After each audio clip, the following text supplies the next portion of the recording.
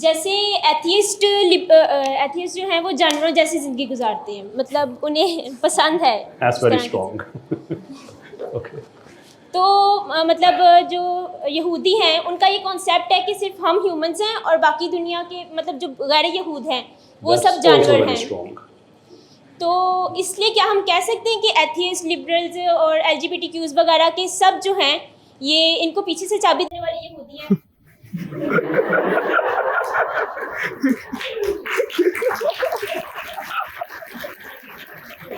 مجھے آپ نے مشکل میں ڈال دیا ہے بیٹا. اب میری مشکل یہ ہے کہ میں نے ایکچولی آپ سے ڈس ایگری کرنا ہے, لیکن جتنے لوگوں نے آپ کے سوال پہ تالیاں بجائی ہیں مجھے ان سب سے اختلاف کرنا پڑے گا. لوک, پہلے تو جو ماڈرن بیٹل آف نیریٹیوز ہے اس میں ہمارے پاس ایکوپمنٹ ٹھیک ہونا چاہیے, وچ مینس کہ ہماری ورڈنگ ٹھیک ہونی چاہیے. یہ بات ذہن میں رکھیں کہ ہمارا یہودیوں سے کوئی پرابلم نہیں ہے, نن واٹس ایور. انبیاء آئے ہیں یہودیوں میں. ہمارا پرابلم زائنسٹ سے ہے, جو کہ ایک سیاسی نظریہ ہے جو اسرائیل کو کے پیچھے کھڑا ہے اور وہ سپیریئرٹی وغیرہ کی بات کرتے ہیں. یہودی سے ہمارا کوئی ایشو نہیں ہے. انفیکٹ آج بھی ٹورا جیوز اسرائیل کے اندر اسرائیل کی مخالفت کرتے ہیں, زائنزم کی مخالفت کرتے ہیں, مسلمانوں کی حمایت کرتے ہیں کہ یہ جو کر رہے ہیں اسرائیلی غلط کر رہے ہیں. باقی چابی دینے والی بات تو میرے خیال میں یہاں سے وہ تھوڑا سا ہو جاتا ہے. ایتھیسٹ کے آپ نے کہا کہ یہ جانوروں کی طرح زندگی گزارتے ہیں. I think that's very strongly worded. ہاں یہ ہے کہ ان کے پاس چونکہ ایوولوشنری ایکسپلینیشن ہے, تو اگر ہم فائلوجینیٹک ٹری کو سامنے رکھیں تو پھر آپ کی بات ٹھیک ہے کہ وہ یہ سمجھتے ہیں کہ انسان اور جانور میں کوئی فرق نہیں ہوتا. ہمارا دماغ بڑا ہے اس لیے ہمیں کانشنس ہے اور عقل ہے. تو بندہ پوچھے کہ دماغ بڑا ہونا معیار ہوتا تو پھر ہاتھی تو آپ سے بہت زیادہ اس میں کانشنس ہونا چاہیے تھا, اور ادر اسپیشیز کے دماغ آپ سے بڑے ہیں. خیر وہ ایک اور بحث ہے. ان کے پیچھے کون ہے؟ دیکھیں, علامہ اقبال کا ایک شعر بڑا عام ہم سنتے ہیں کہ وہ ایک سجدہ جسے تو گراں سمجھتا ہے, ہزار سجدے سے دیتا ہے آدمی کو نجات. اس کے بہت سے مطلب ہیں. ہماری اس گفتگو کے کانٹیکس میں اس کا مطلب یہ ہے کہ جب آپ وجود الہی سے انکار کرتے ہیں تو آپ کو زندگی کی ایکسپلینیشن تو پھر بھی دینی پڑتی ہے. آج آپ کہہ دیتے ہیں خدا نہیں ہے تو اس کا مطلب یہ تو نہیں کہ آپ کی زندگی کے مسئلے ختم ہو گئے ہیں. ایگزسٹنس کا پھر بھی آپ نے ایکسپلین کرنا ہے, ذمہ داری کو پھر بھی ایکسپلین کرنا ہے, کانشیس کو پھر بھی ایکسپلین کرنا ہے, فکر کو پھر بھی ایکسپلین کرنا ہے, فینومنا کو پھر بھی ایکسپلین کرنا ہے.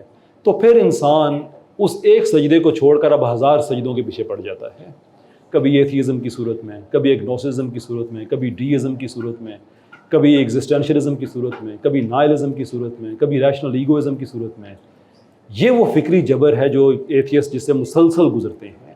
اور یہ جذباتی باتیں نہیں ہیں. یہ وہ بچے جو ایتھیزم چھوڑ کے واپس اسلام میں آتے ہیں, یہ ان کا فیڈ بیک ہے کہ that is how we think, اور at least we use to think, جب ہم اس سسٹم کو ٹھیک سمجھتے تھے. تو یہ پرابلمز اس زمانے کے ہیں جب ویسٹ میں کام سٹارٹ ہوا. لیکن چونکہ ایتھیزم کا کوئی فیوچر نہیں ہے, دیر فور ایتھیسٹ کا کوئی فیوچر نہیں ہے. ایتھیزم کا فیوچر اس لیے نہیں ہے کہ اس میں کوئی انٹلیکچوئل ڈیپتھ نہیں ہے تو لوگ ایگنوسزم کی طرف جا رہے ہیں. لیکن ایگنوسٹکس بھی اوور آل ناؤنز میں آتے ہیں. ناؤنز ایک براڈ ٹرم ہے جس میں ایتھیسٹ, ایگنوسٹک, اس طرح کے بہت سے لوگ آتے ہیں. یہ وہ طبقہ ہے کہ یہ ڈیٹا ہمیں یہ بتاتا ہے کہ 2050-2060 کے زمانے تک, اس وقت یہ دنیا میں تقریباً 16% ہے لگ بھگ, 2050 کے لگ بھگ یہ 13% پہ آ جائیں گے. صدی کے آخر تک یہ اور کم ہو جائیں گے. تو ہم ان کو سیریس زیادہ اس لیے بھی نہیں لیتے کہ ان کی داستانوں میں رہنے والی نہیں ہے.